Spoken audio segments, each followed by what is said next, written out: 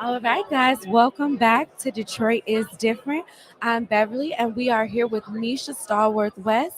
Can you let us know what you do and a little bit more about that? Sure. So I am elected to the Detroit School Board. I was first elected in 2016, elected a second time in 2020.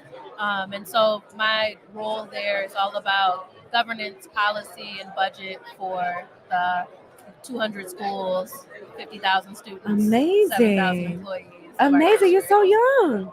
I'm 35. I know, but to be a part of the school board, that's like a pretty pretty big position. So congratulations on that. Thank you. Thank you. What made you get into politics, or is that politics? Yeah, yeah. So I mean, my family has a deep history in political leadership Okay. and community representation.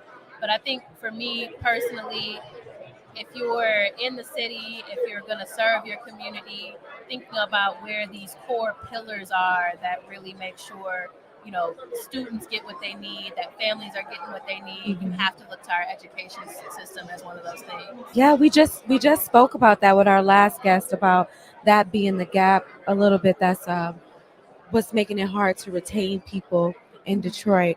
Okay, so as you attend the Detroit Policy Conference, what are you looking to walk away with today? My favorite thing about this conference, honestly, is just all the people that are here. Hmm.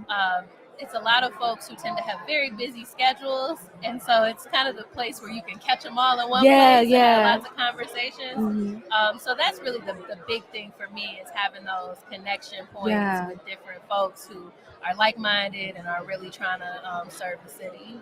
Wonderful. And today's conference emphasizes bringing more residents to Detroit.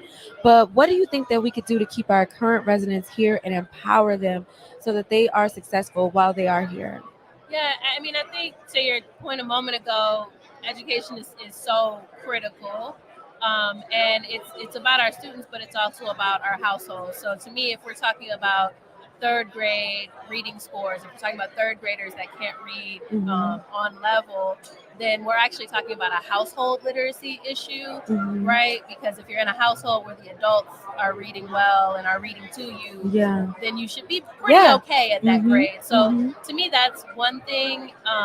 And it connects to what a broader thing I think about a lot, which is just how we think about the multi-generational community of Yeah. Detroit. So we've got a lot of elders that are in homes that they will move out of soon, or they may pass away. Hmm. And what does it mean for them to think about how that home stays within a family? What does that mean for a younger person within the Yeah. family to move into that home? Do Hmm. they have the resources to take care of Right. renovations, repairs, to learn about the property taxes, Hmm. the whole thing? So when I look at how do we keep folks here and really serve the Detroiters that have been here, I'm thinking about like the multi-generational community. It's not Yeah. about young people, older people. It's about how are Yeah. we All together, all bridging it all together. together. Yeah. So we do have a fun question for you Okay.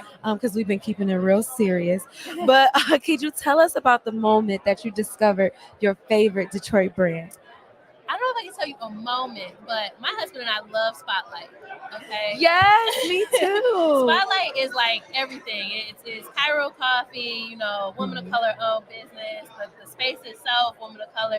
But then you got the ghetto tech, you got the bar, you got the Yeah, vinyl, you got people kicking it, you got the art. To yeah, me, it's just like this beautiful representation of all the cool stuff yeah. that we Shout out that to we do in the Rula. city. Yeah. Yeah, we love Spotlight. Okay, so were you there right when they opened? Like, how did you find them? Yeah, I don't even know how we found. I feel like my husband was like, "Yo, So my husband's from the East Side. He's Uh huh. often just out and about on the East Side, Yeah, and I feel like he was just like, "I came across this spot. We gotta go," that's perfect. And Rula and I have been cool before from some art gallery Mhm. stuff. Mhm.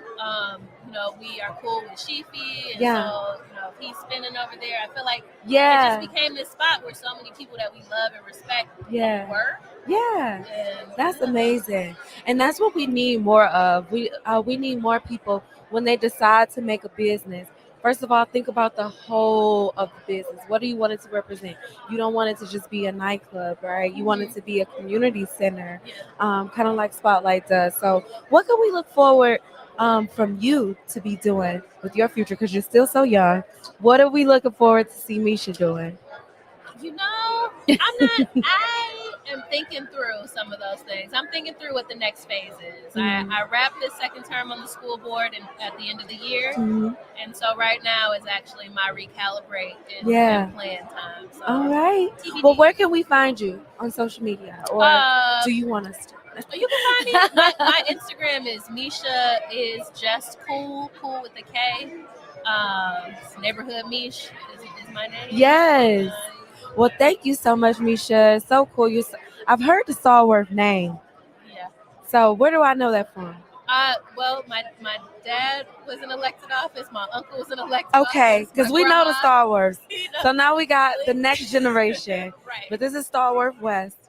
So shout out to Misha. Thank you so much for stopping by with us today. Yeah, thanks for having me. Thank you. Bye, guys. Great job. Yeah, I got